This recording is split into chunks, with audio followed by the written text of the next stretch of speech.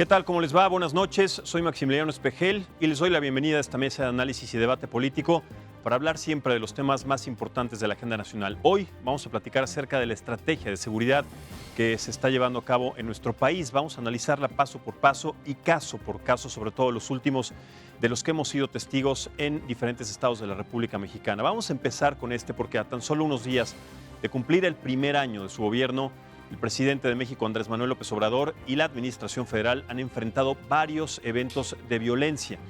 Pero son dos definitivamente los que han marcado esta agenda. Primero, tenemos que hablar del Jueves Negro en la ciudad de Culiacán, Sinaloa, y también la masacre que sufrió la familia Levarón. El operativo fallido también del 17 de octubre en el que se detuvo y luego, posteriormente, se liberó a Ovidio Guzmán, el hijo del Chapo Guzmán. Generó muchas controversias, dejó 8 personas muertas, provocó además una serie de señalamientos y también suspicacias por parte de las autoridades, precisamente por las versiones encontradas que dieron las autoridades. Pero ¿qué fue realmente lo que ocurrió en este suceso? ¿Cuál es la verdadera o la versión original, la versión que da marco a todo lo que pasó? Bueno, recordemos también que esa misma noche el secretario de Seguridad y Protección Ciudadana, Alfonso Durazo, y su gabinete de seguridad informaron que la violencia se había desatado de una manera sin precedentes por un operativo realizado en la zona. Sin embargo, no mencionaron que Ovidio Guzmán, el hijo del Chapo Guzmán, había sido puesto en libertad horas posteriores después de este suceso. El secretario Durazo aceptó el error de las autoridades y el error en la estrategia en este proceso. Vamos a escuchar lo que dijo. El día de hoy, a las 15:30 horas, una patrulla integrada por 30 elementos de la Guardia Nacional y Sedena se encontraba realizando un patrullaje de rutina en el fraccionamiento Tres Ríos de la ciudad de Culiacán, Sinaloa, cuando fueron agredidos desde una vivienda. El personal de la patrulla repelió la agresión y tomó control de la vivienda, localizando en su interior a 4 ocupantes. Durante dicha acción se identificó a uno de ellos como Ovidio Guzmán López. Esos violentos acontecimientos fueron propiciados por una acción precipitada. Cabe reconocerlo con toda honestidad. Merece ciertamente una crítica, pero no así la estrategia general de seguridad. Son dos cosas distintas. Sin afán de justificarnos, siempre hay probabilidades de que un operativo de esta naturaleza salga mal, no obstante la extraordinaria experiencia de quienes lo llevaron a cabo, como es el caso de Culiacán. Y bueno, 19 días después, el otro episodio que puso también a México en la mira del mundo fue el ataque a la familia Levarón. El 4 de noviembre, cuando esto sucedió, fue cuando criminales atacaron entre Chihuahua y Sonora a esta familia en una caravana de camionetas en las que viajaban mujeres y niños, matando a 9 personas, entre ellas 6 menores de edad. Las autoridades además indicaron en el primer momento que se había tratado de una confusión, pese a que la familia rechaza esta versión. En entrevista con mi compañero Salvador García Soto, Adrián Levarón, padre de Ronita María, una de las víctimas, dijo que son una comunidad pacífica y son una comunidad que no le debe nada a nadie y que no se explicaba en este momento cuál es la situación o el motivo del ataque. Vamos a escuchar lo que dijo. Somos una comunidad totalmente pacifista. Creemos que celos, represalias, no sé, la mera neta, es una cosa de lo más trágico que puede existir. Aquí hay maldad, aquí hay maldicia, aquí hay alevosía, aquí hay ventaja. Y esto, por supuesto, desde el momento de los hechos ha causado una serie de cuestionamientos por parte, por supuesto, de expertos en seguridad, por parte de medios de comunicación. En fin, es una serie de situaciones que no nos han dado claridad, sobre todo porque no entendemos cuál es el motivo de esta situación. Hay muchas versiones, hay analistas en temas de seguridad que han dado también su punto de vista y que además han señalado que que el gobierno debe replantear su estrategia e incluso algunos afirman que no existe tal y otros han sugerido que el secretario de Seguridad y Protección Ciudadana, Alfonso Durazo, debe renunciar a su cargo por este y por otros motivos que se han presentado en su comparecencia ante el Senado de la República para explicar lo ocurrido en Culiacán. Alfonso Durazo indicó que por un operativo fallido la estrategia está equivocada. La oposición lo cuestionó y la senadora Indira de Jesús Rosales le regaló un pinocho por esta situación. Es una reacción de alguna manera irónica a este mensaje. Además, el expresidente Felipe Calderón también mostró su posición al respecto y aceptó que habrán más muertes en la llamada guerra contra el narco si no se toma una estrategia contundente y eficiente contra estas acciones. Desafortunadamente, hemos visto mentira tras mentira por parte de este gobierno las últimas semanas para que se piense dos veces, una vez más, otra vez cuando se intente mentir a los mexicanos de esta forma, secretario. Le entrego el examen.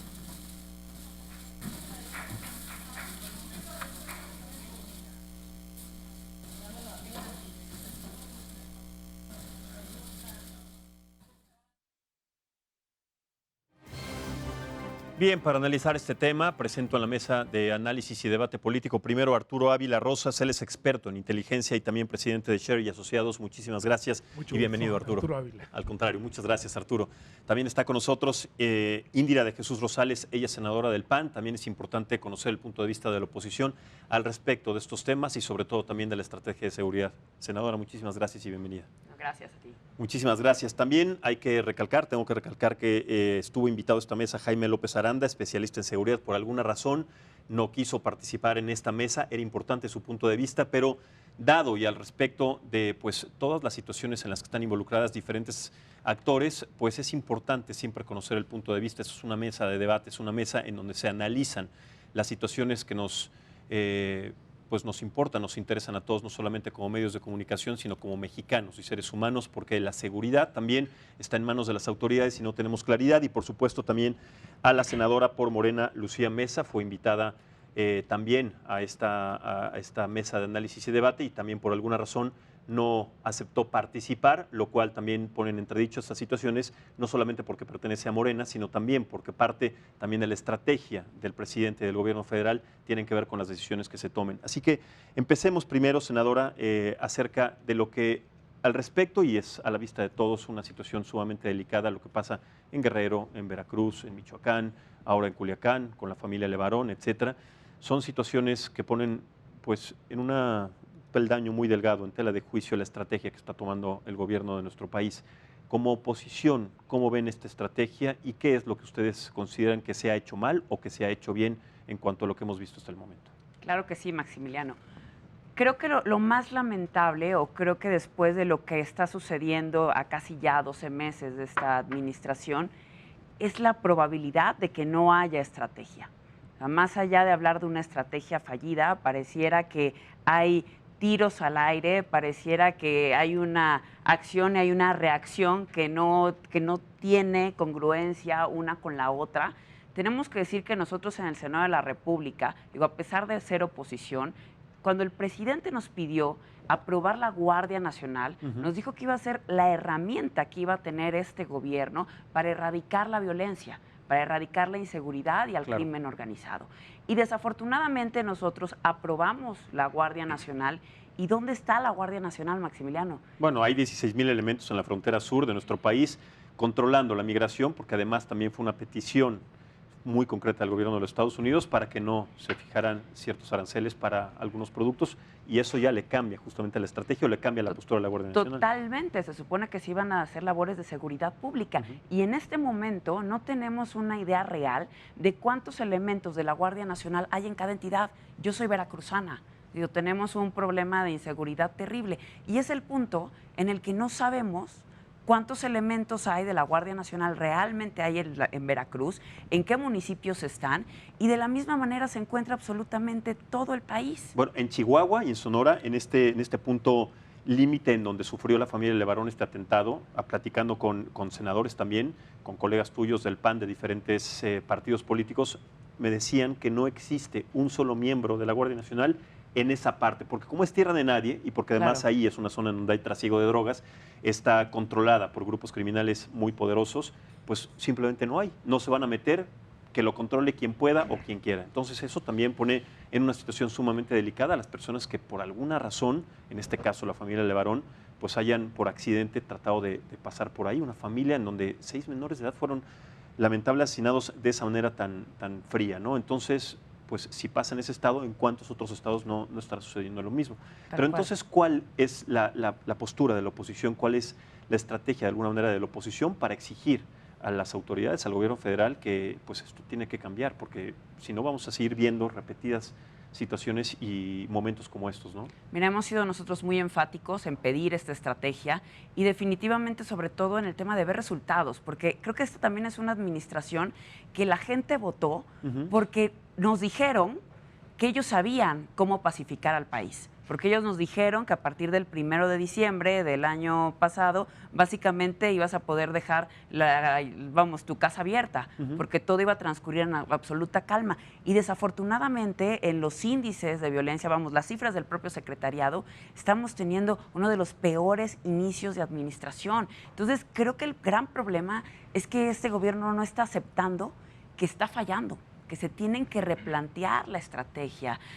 No está ni siquiera, no hay un aumento de la Guardia Nacional, necesitamos saber cuántos elementos se están aumentando al día a día, cuántos son los que aceptaron finalmente estas condiciones laborales, que es muy importante. Se habla muchísimo en el discurso, Maximiliano, y a mí me molesta, y yo creo que a la ciudadanía también, de estamos nosotros ayudando los 3 niveles de gobierno, existe una inercia, una colaboración. Sin embargo, en la práctica, lo que ocurrió en Culiacán, el gobierno del estado no tenía idea de lo que iba a ocurrir. Me parece una situación absurda que no exista un contacto cuando vas a desplegar un operativo de esa magnitud. Claro, de hecho, en la conferencia de prensa, ustedes lo recordarán muy bien, al que fue llamado también el gobernador del estado de Sinaloa, pues estaba ahí diciendo, bueno, yo no sé ni qué hago aquí. Bueno, estaba de alguna manera hasta asustado por esta posición.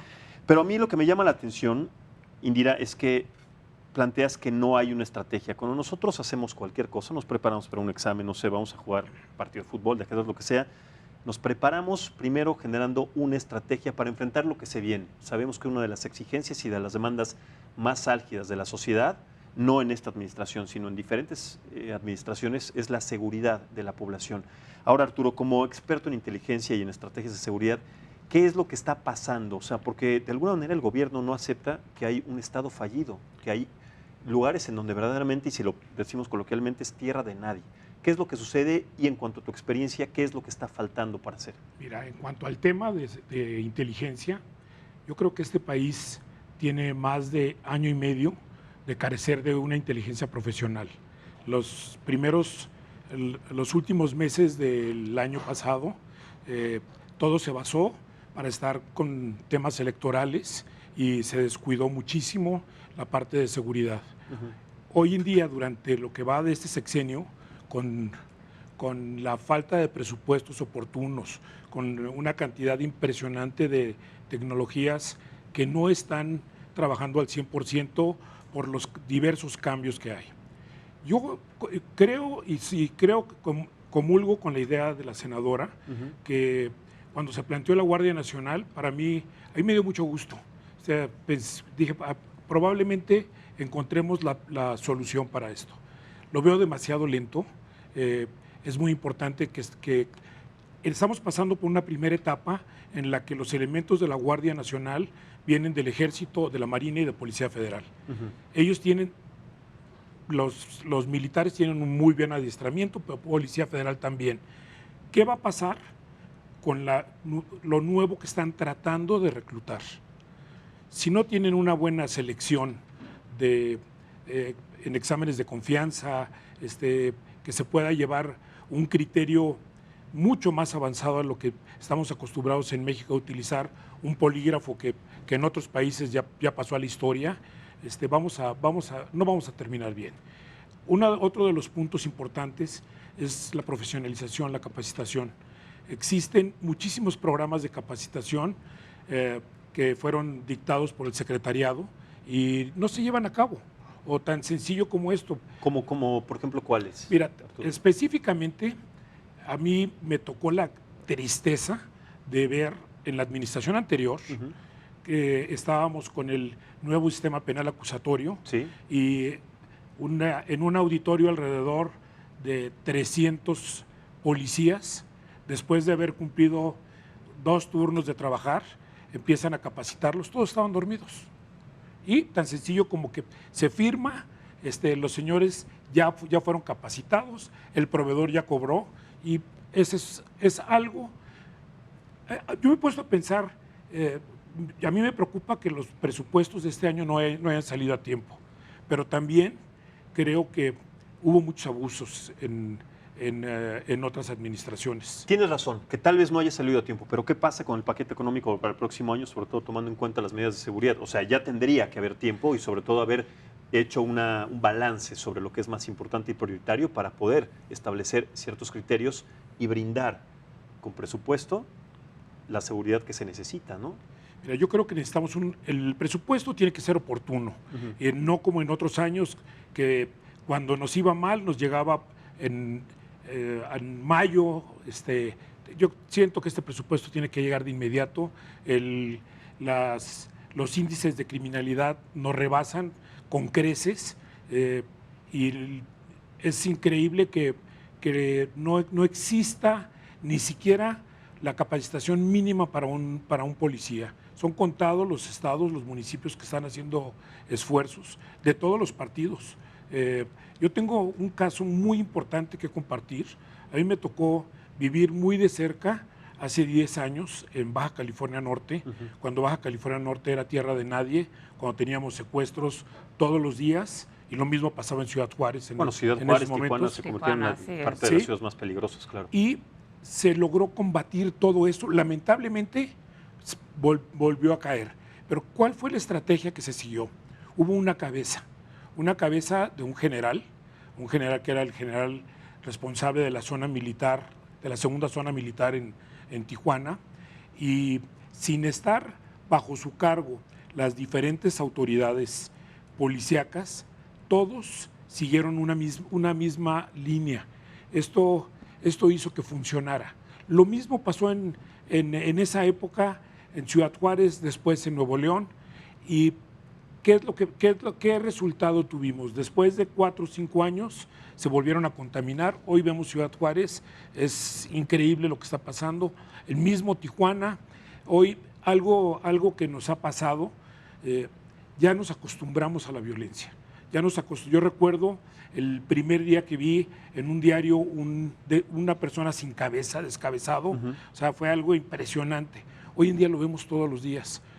Eso es algo crítico y yo creo que sí se necesitan tomar medidas drásticas para problemas drásticos. Pero eso de acostumbrarnos a situaciones como esas me parece de verdad, y si lo puedo calificar, si existe un calificativo, es una posición muy fría, una posición que no tendríamos que tener ni que tomar, simple y sencillamente por nuestra condición de seres humanos, ¿no? Claro. de especie dominante en este país. Pero de alguna manera, y más allá de ser medios de comunicación, con ustedes como servidores públicos, tendríamos que sí generar a partir de diferentes propuestas un cambio, un balance para que esto se pueda llevar a cabo. Ahora, yo entiendo que de alguna manera, y dicho por el gobierno federal, por la presidencia de la República, una situación tan complicada, tan corrompida como es pues, la situación de la seguridad de nuestro país, no se cambia de un día para otro. Es una de las justificaciones que ha tenido de alguna manera el gobierno federal. Hay que tener paciencia, está bien. ¿Cuánto tiempo se tiene que tener paciencia después de que en un año, en este primer año que está por cumplirse de la administración de Andrés Manuel, tendríamos que esperar para cambiar, como él dice, un sistema corrompido, un elefante blanco, una administración, bueno, no una, sino muchas administraciones anteriores que le dejaron el país prácticamente en llamas y en total desequilibrio? ¿Cuánto tiempo entonces a partir de este cambio tendríamos que esperar para que podamos ver pues una situación diferente, dado que no solamente no la hemos visto, sino que cada vez vemos situaciones más graves? Vamos a tocar, por ejemplo, en diferentes situaciones, no solamente lo de Culiacán, sino lo de Coatzacoalcos, también lo de Aguililla, en fin, punto por punto, porque en todas se carece de una estrategia de seguridad, senador. Claro que sí. Mira, definitivamente creo que A ver, estamos como oposición totalmente conscientes que la violencia no se generó el 1 de diciembre del año pasado. Sin embargo, es natural, se puede decir, dentro de cualquier nuevo gobierno, el estar haciendo alusión al pasado, ¿no? Me dejaron a nivel municipal, estatal, etcétera. Sin embargo, cuando estás a punto de cumplir un año, los índices están más altos que nunca, me parece que ya es tiempo. Ya es tiempo y no se ve, estaban comentando el tema del presupuesto. A ver, llegaron a plantear, está todavía eso en veremos, lo tendrán que resolver en la Cámara de Diputados, la posibilidad de reducir el Fortaseg hasta en un 25%. Lo que para las personas que no lo sepan, el Fortaseg es el fondo de seguridad que tienen los municipios.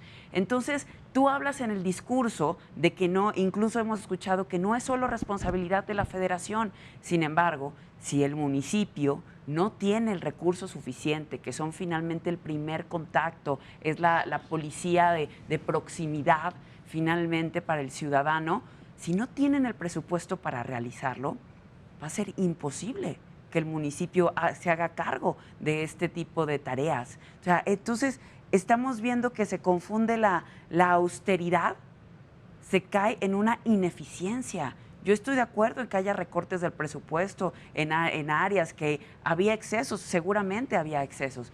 Sin embargo, creo que es una medida totalmente desatinada e incluso irresponsable el recortarle el recurso a la seguridad.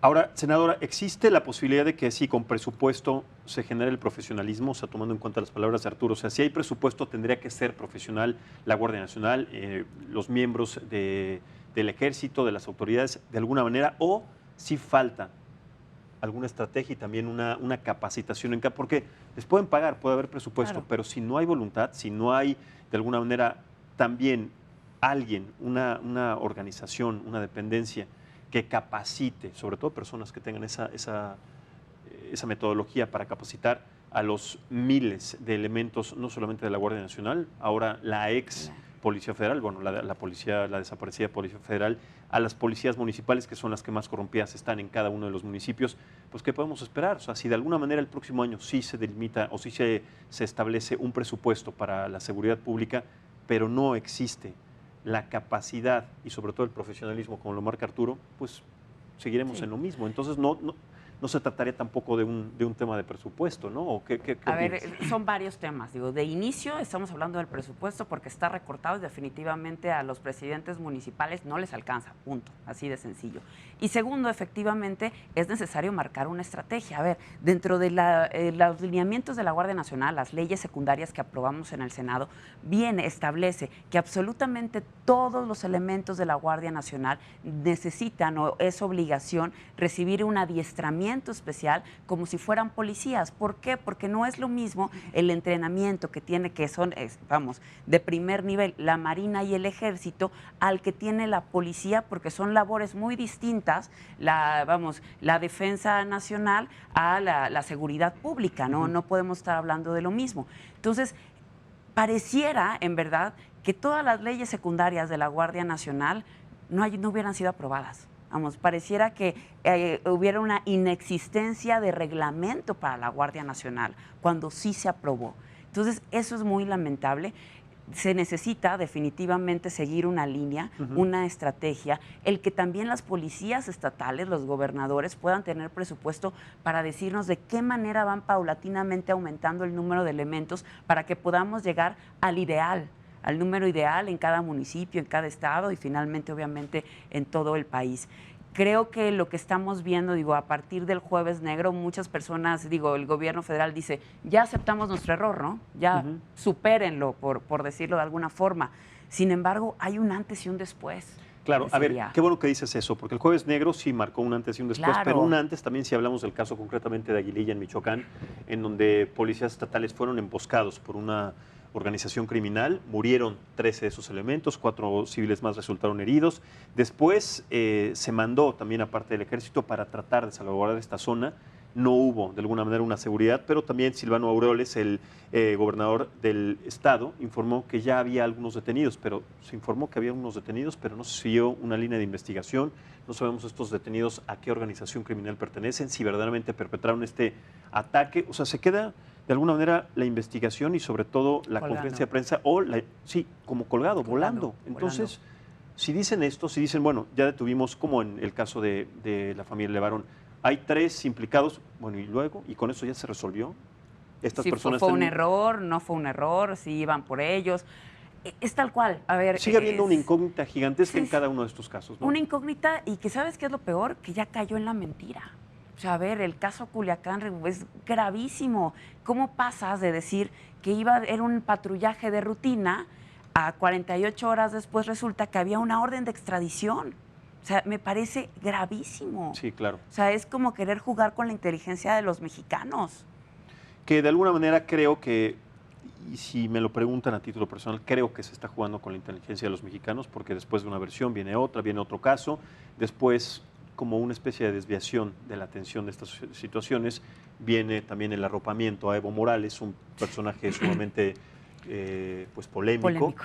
Y lógicamente, pues tapar o tratar de tapar el sol con un dedo con estas situaciones hace que nosotros nos olvidemos. O sea, sí se le da la seguridad máxima, se le promete darle seguridad máxima al expresidente de Bolivia, pero bueno, y la seguridad de los propios mexicanos, ¿en dónde queda? ¿Cuál es tu punto de vista al respecto, Arturo? Yo creo que el tener una Guardia Nacional todavía puede ser algo muy interesante que pueda sacarnos adelante. Es que el proyecto de entrada fue muy interesante, por eso se aceptó, muy ¿no? interesante. Tal cual. Estamos desgastando a la Marina, al Ejército, en cosas que no deben de estar. A la Policía Federal que se manifiesta o se manifestaba. En la Policía Federal hay personas excelentes. No podemos decir que todos los policías federales son malos o que todos son corruptos. Pero era uno de los cuerpos más eficientes, totalmente, ¿no? Totalmente, y en materia de inteligencia claro. muchísimo. Yo siento que no vamos por un camino correcto, definitivamente. Se tiene que enderezar el rumbo. Probablemente exista una estrategia y quiero imaginarme que esa estrategia no la conocemos. Tú dices que sí existe, porque... No, quisiera imaginarme que existe. Ok. Y si existe, que no la sepamos, porque precisamente es una estrategia que no la deben saber los bandos opuestos. Claro, porque a tu punto de vista tú dices que no existe una estrategia. Existe un gobierno totalmente rebasado. Digo, a ver, muy sencillo. ¿Quién fue a investigar el caso Levarón? El canciller.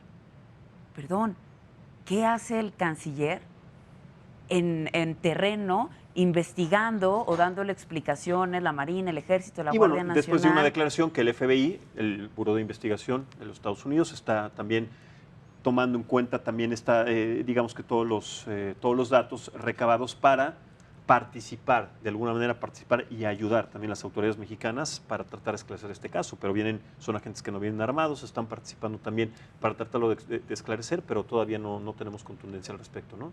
Mira, yo estoy seguro, nos queremos cerrar al auxilio con las policías de otros países. Durante mucho tiempo, el mismo Plan Mérida tuvo altas y bajas, pero creo que más altas que bajas. Se logró contener la delincuencia. El proyecto de Calderón, no voy a recriminar ese proyecto porque creo que de ahí aprendimos muchísimo, mucho. Toda esa experiencia, lo malo es que no se está tomando en cuenta en este momento. Entonces estamos regresando a cero.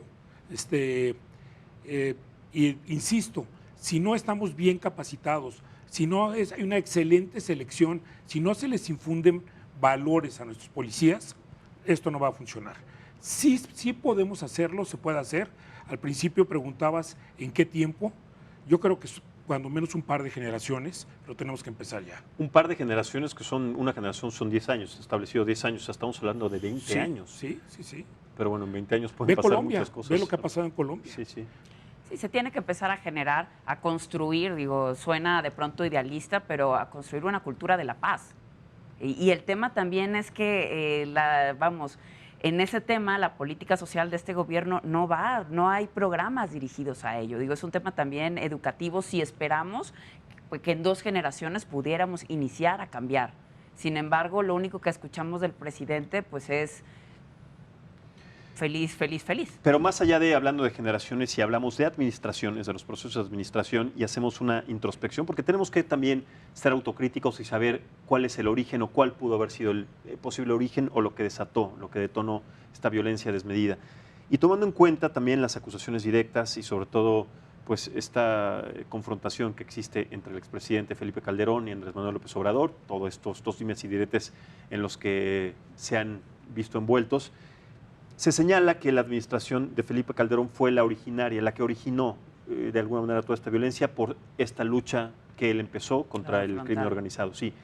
Como parte del Partido de Acción Nacional, Indira, ¿tú consideras que sí fue el origen de todo lo que estamos viendo ahora y sobre todo de no haber podido controlar o no haber podido encontrar una estrategia para controlar lo que en un momento empezó como una declaración directa de guerra contra el crimen organizado? Te lo pregunto directamente, claro, siendo parte importante de la oposición y además de donde empezó justamente este cambio en las políticas domésticas en nuestro país, ¿no?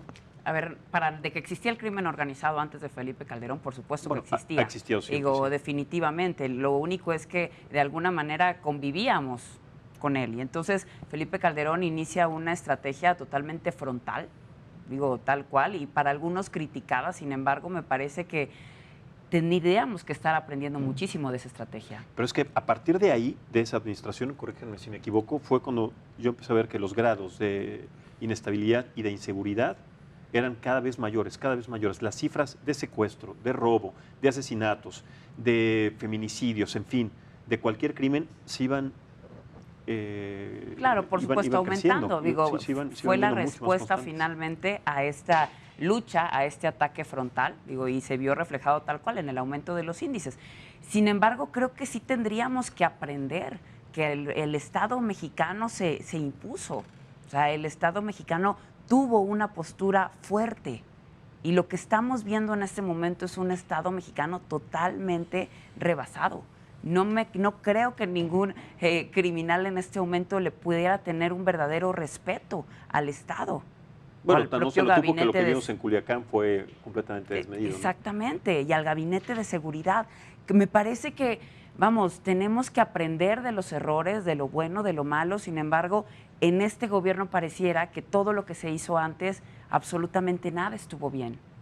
Y ese es un gran error, porque también se tiene que tener la suficiente humildad de ver el pasado y aceptar las cosas positivas. Correcto. Así de sencillo. Arturo. Pues tienes mucha razón en lo que dices.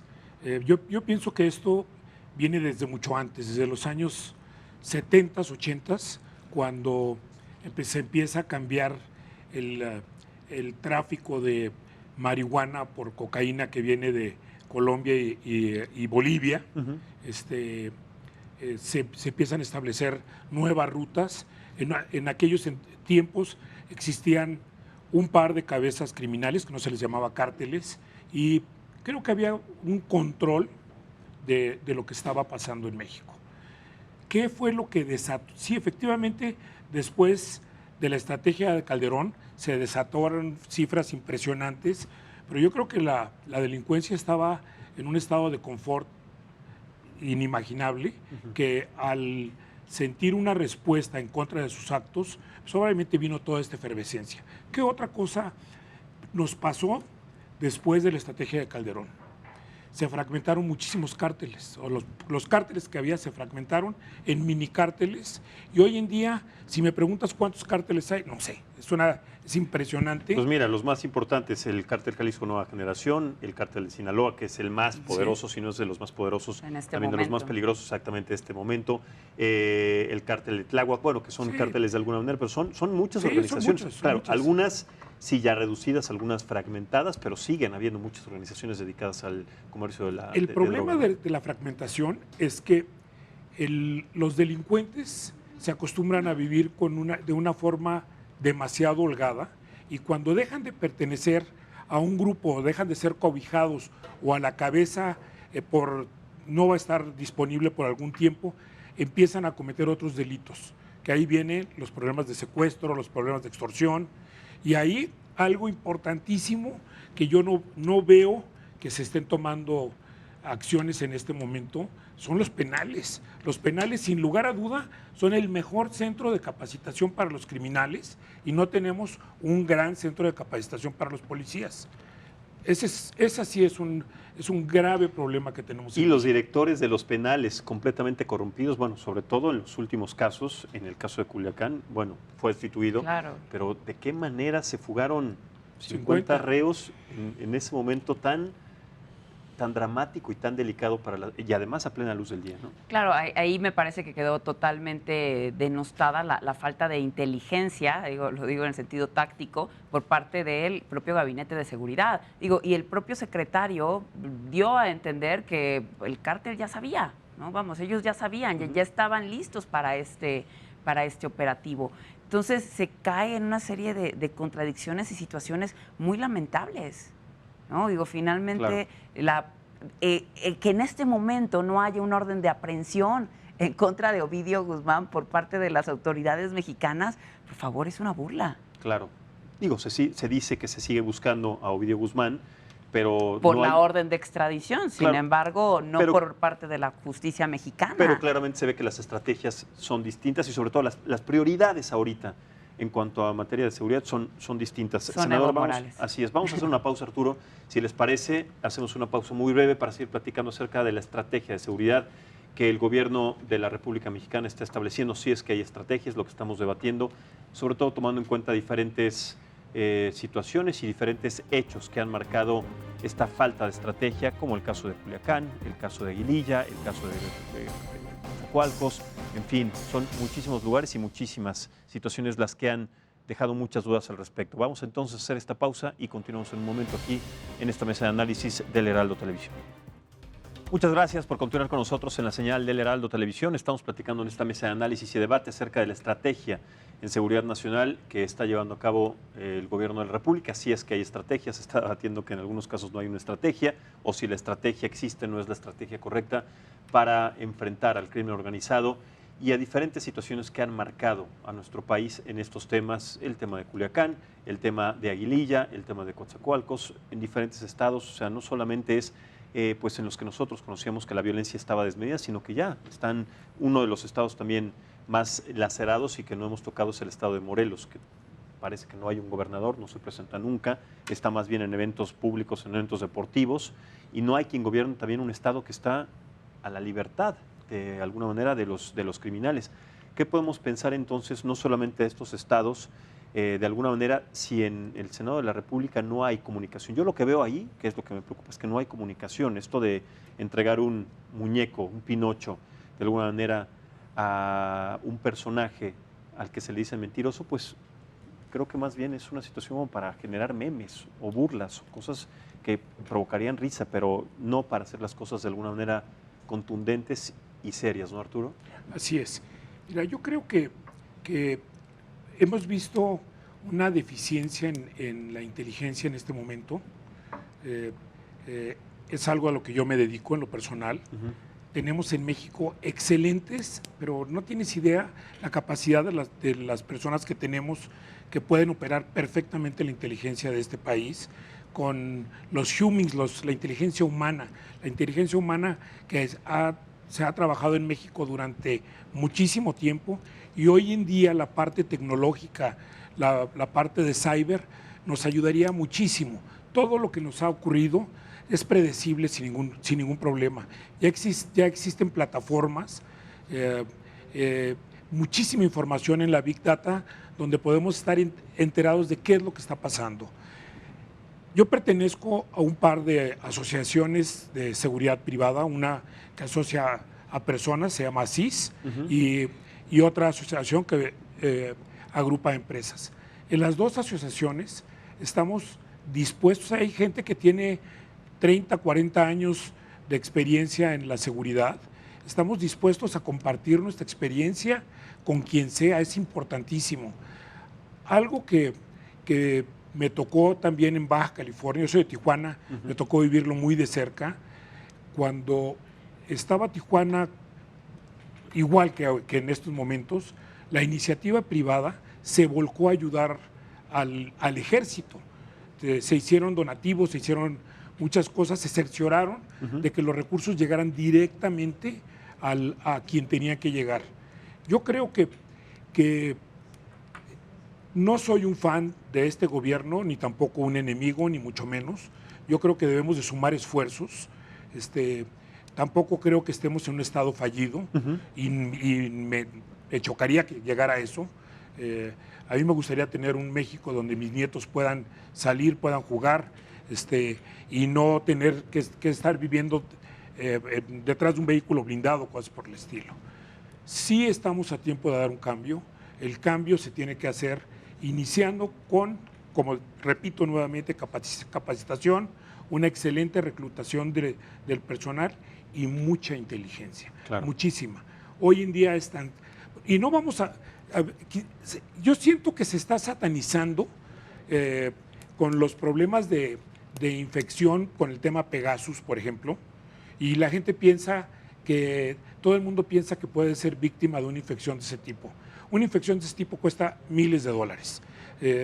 Se satanizaron ciertas herramientas que son útiles en otros países, se utilizan, pero se utilizan correctamente. Recordemos ese caso Pegasus porque es importante, porque de alguna manera se comprometió la seguridad y sobre todo para quienes no recuerden o para quienes no estén al tanto de esa situación, se comprometió la información en este Big Data, la información de estrategia en cuanto a conceptos de seguridad, tal vez se contempla en un momento por hackers. ¿Cómo fue esa situación, Arturo? Mira, se han satanizado a las empresas fabricantes de todo este tipo de plataformas. De hardware, sí. De hardware y todo esto. Y en México hay excelentes hackers, hackers blancos, como se les puede denominar. Pero yo siento que estas plataformas fueron mal utilizadas por personas, quiero creer también, porque por mandos medios, mandos inferiores.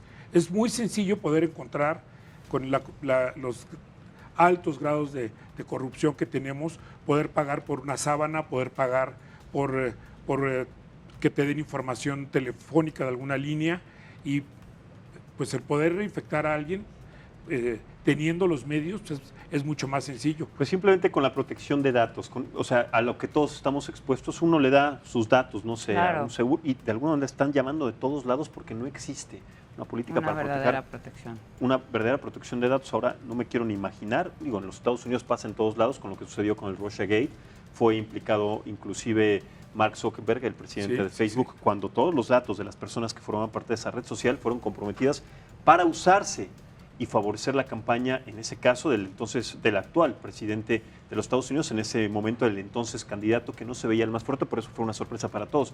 Ahora, ¿cómo se puede comprometer a partir de eso, de esa posibilidad, cómo se puede comprometer entonces la seguridad de un país a partir de esta divulgación de datos? Mira, yo creo que el problema que tenemos con la ciberseguridad, es muy complejo y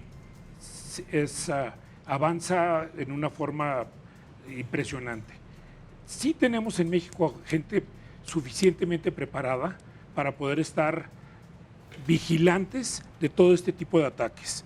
Pero en este momento, que es un tema muy importante, pero vámonos al tema de la seguridad, lo que estamos viviendo hoy en día.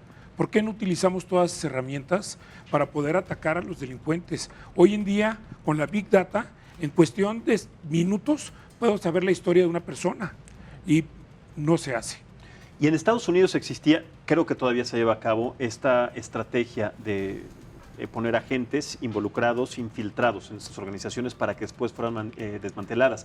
Ahora, cuando se vende o cuando se compromete esta seguridad, pues se sabe, más allá de las personas que estén uniformadas, se sabe exactamente quiénes, con nombre, con fotografía, quiénes pertenecen a organizaciones de policías federales, etcétera. Los dejan pues completamente vulnerables porque además estos datos los puede comprar el crimen organizado de alguna manera. Sí, totalmente. Tiene que ver con lo que pasó en Pegasus, fue como que se haya comprometido los datos y la identidad de todas las personas y los agentes que trabajaban en ese momento en situaciones y en casos particulares. Sí, mira, el tema Pegasus le pusimos ya un nombre y un apellido, pero no nada más es esa plataforma, son muchas más. Son plataformas que una plataforma de Pegasus te cuesta miles de dólares, cuando aquí en el Politécnico tenemos jóvenes que desarrollan a lo mejor infecciones mucho más económicas, probablemente no sean tan fáciles de ocultar como lo que se hace en otros países, pero cada día es más sencillo. A mí me preguntan, tengo muchos clientes que me dicen, oye, me urge que me hagas un barrido en mi oficina, estoy seguro que me están espiando, me están esto. Entonces,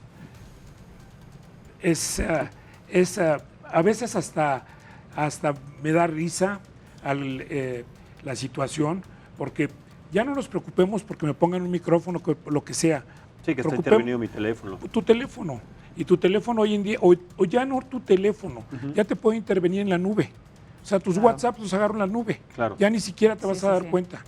Entonces, pero volvemos, toda esa tecnología, ¿por qué no la utilizamos en contra del crimen? A favor justamente del Estado. Exactamente, exactamente. Bueno, yo creo que inclusive ellos tienen mejores estrategias para combatir justamente a las autoridades por medio de esta metodología cibernética. Pues a mí me preocupó mucho lo que pasó ahora en Sinaloa. Sí. El grado de fuerza que tiene el crimen organizado es impresionante. Y no solo el grado de fuerza, a mí lo que me llamó la atención ahí fue que los grupos criminales ya estaban al tanto de cuando el convoy de las autoridades, de los militares llegaron. ¿Eso cómo se puede saber? Bueno, para empezar, eso se tuvo que haber hecho en la madrugada, a las 4 de la mañana, cuando no hay gente, etcétera, pero cuando ellos iban en el convoy y dentro de las explicaciones que el secretario de la Defensa, Luis Crescencio Sandoval, dijo que uno de los convoys, uno de los que iban a enfrentar a estos criminales había quedado muy atrás porque habían sido de alguna manera topados y cercados por otros miembros de este grupo criminal. Pero eso quiere decir que les dieron, como se dice coloquialmente, el pitazo antes. Claro. Entonces, ellos también tienen información. No sabemos si es porque el Estado esté corrompido, porque ellos tienen algún mecanismo de espionaje. Entre los temas de Big Data, la verdad es que nosotros tenemos una política, México, distinta a Estados Unidos. Estados Unidos es un estado totalmente proteccionista y que ocupa totalmente la información para su seguridad interior. O sea, es un tema sumamente delicado para ellos. Nosotros, sin embargo, realmente tenemos una libertad que, es positivo de alguna manera, tenemos otro sentido de la manera de protección del Big Data. Cada país lo asume de forma distinta a través de sus leyes, etcétera. Sin embargo, no debiera de existir ese exceso de libertad, sino que también deberíamos de ocuparlo en un tema de seguridad interior. O sea, creo que debe de existir un justo, mediano equilibrio, ¿no? Digo, en Estados Unidos básicamente puedes saber todo absolutamente en un segundo. Pero lo que platicábamos antes, ni siquiera en el trabajo, en las comisiones, o sea, digamos que en las cosas más indispensables se puede llegar a una claridad. No hay comunicación tampoco. No, por supuesto. A ver, digo, el hablar en un tema de comunicación, digo, yo lo he venido comentando, el tema de entregarle un muñeco al secretario de Seguridad Pública es un símbolo, es también una parte de expresar la frustración de que los miles de discursos, de que todas las acciones que hemos emprendido durante esta legislatura, desafortunadamente pareciera que quiere un diálogo el presidente. A ver, no se ha reunido nunca con la oposición. Cuando la oposición ha votado a favor de temas como la Guardia Nacional, hemos votado temas controvertidos como la propia ley de extinción de dominio, hemos votado la ampliación preventiva oficiosa del artículo 19 constitucional. Caray, ha habido de nuestra parte esa corresponsabilidad para que le vaya bien. Totalmente. Y aquí, no sé si están de acuerdo, no se trata de sacrificar al secretario de Seguridad Pública y Protección Ciudadana, el señor Alfonso Durazo. No se trata, no hay nada personal contra él, sino que simplemente, y en cualquier ámbito, en cualquier trabajo, cuando una persona de alguna manera no está capacitada o no ha dado los resultados para algo tan importante, se tendría que remover. Si no, pedirle la renuncia, él de manera particular, pues tendría que asumir su falta de responsabilidad ante estos actos, pero bueno, no lo ha manifestado de esa manera. Entonces, ¿qué podemos esperar? ¿Ustedes consideran que sí tendría que ocupar ese puesto alguna otra persona con mayor capacidad, con un poco más de sensibilidad al respecto de lo que está sucediendo, o simplemente es cosa de darle tiempo y de manifestar todavía nuestro apoyo a partir de lo que estamos por enfrentar? Sí, contigo primero, senador. Yo creo que aquí el tema es, sí, por supuesto que tiene que haber una persona experimentada en el tema, no es cualquier cosa. Sin embargo, el problema viene más arriba. O sea, es un tema de política, es un tema de política pública que viene desde la cabeza, desde el propio Poder Ejecutivo. O sea, finalmente, si en él no existe la propia aceptación de que está fallando su pseudoestrategia de seguridad, va a ser imposible para cualquier persona. Pero lo vemos que no llegue. está aceptando. O sea, eso sabemos que no lo va a aceptar. Entonces, dentro de la oposición, ¿cómo es el trabajo y cuál es este proceso, esta metodología que ustedes tendrían que establecer en la oposición para tratar de encontrar esta claridad? Ya no estamos hablando de partidos, de voluntades políticas, estamos hablando de una situación que nos está lastimando a todos como mexicanos. Pues mira, de entrada nosotros esperaríamos que hubiera un diálogo. Creo que las propias comparecencias siempre se hacen, los formatos son para cuidar al titular. Entonces, finalmente acudió responsablemente el secretario, vamos, totalmente tuvo absoluta paciencia, nos escuchó, nos respondió. Sin embargo, pues nos respondió a medias. Digo, yo me quedé exactamente igual En lo mismo. que ese día a las 8 de la mañana. Claro. Arturo. Mira, yo escuché, hay muchos tweets, estaba revisando hace un momento, sobre todo de personas que, y en tu experiencia, que están preguntando, bueno, ¿cuál sería entonces la estrategia a tomar después de apoyar, bueno, de aportar algo sobre el comentario de la senadora? Sí. Pues también contestar eso. Mira, ¿no? yo creo que el estar echándole la culpa a todo menos a lo que tenemos hoy en día, ya llegó su momento. Ya tenemos que tomar la responsabilidad. El secretario de Seguridad, Durazo, pues es una persona que tiene una excelente preparación, pero necesita allegarse a especialistas en seguridad. Creo que es muy sencillo y es totalmente válido. Si el señor puede administrar bien y políticamente bien una secretaría, que deje que la parte de la operación esté en manos de expertos en seguridad. Los hay tanto en el Ejército, en la Marina, en el Centro Nacional de Inteligencia. Hay gente valiosísima en este país, pero no se le está tomando en cuenta. Ahora, vamos al otro punto. ¿Qué podemos hacer? Yo creo que lo primero que tenemos que hacer es unirnos todos los mexicanos. Tenemos un mismo fin, olvidarnos de partidos políticos. Yo te puedo decir, en mi caso... De alguna manera, Arturo, nos unimos en las casillas, en este proceso electoral, para exigir un cambio en una administración anterior en donde no se habían visto resultados. Entonces, una manera de unirse es pues a través de los comicios. Si a partir de estos procesos tampoco se encuentra un resultado, ¿de qué otra manera nos podemos unir como ciudadanos? Mira, creo que algo muy importante que cada día lo vemos más y a mí me dio mucho gusto enterarme esta semana de que en la Ciudad de México ya hay un nuevo método de hacer denuncias vía electrónica o telefónica. Uno de los problemas más serios que tenemos que no denunciamos. El día de ayer precisamente me quedé sorprendido, yo no sabía que había una organización internacional que mide la paz y que esta organización tiene una sede, está como en 6 países y en uno de ellos es México. Sí. Algo que me destrozó, yo tengo nietas, cuando nos dicen que en México 1 de cada 4 mujeres ha tenido violencia sexual. Entonces, imagínate, o sea, y hiciste una expresión que yo ayer me di cuenta en todas las mujeres que estaban en el evento en el que estábamos, hicieron una expresión similar a la tuya. A lo mejor nosotros como hombres lo desconocemos, pero partiendo desde eso volvemos a los valores.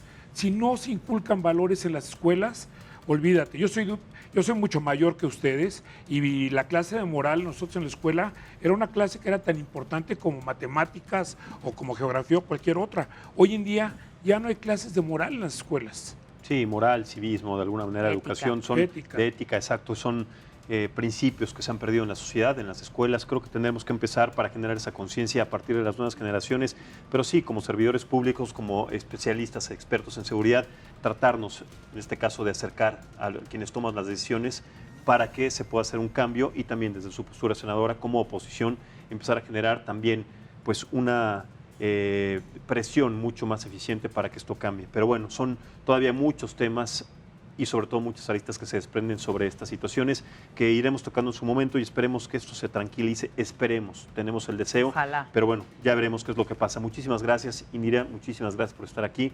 gracias Arturo por estar en esta mesa y analizar este tema que seguramente dará mucho todavía para hablar y sobre todo muchas gracias a ustedes por vernos y escucharnos. Lo invito para que sigan la señal del Heraldo Televisión, soy Maximiliano Espejel y lo espero mañana a las 9 de la noche en otra mesa de análisis y debate. Hasta entonces.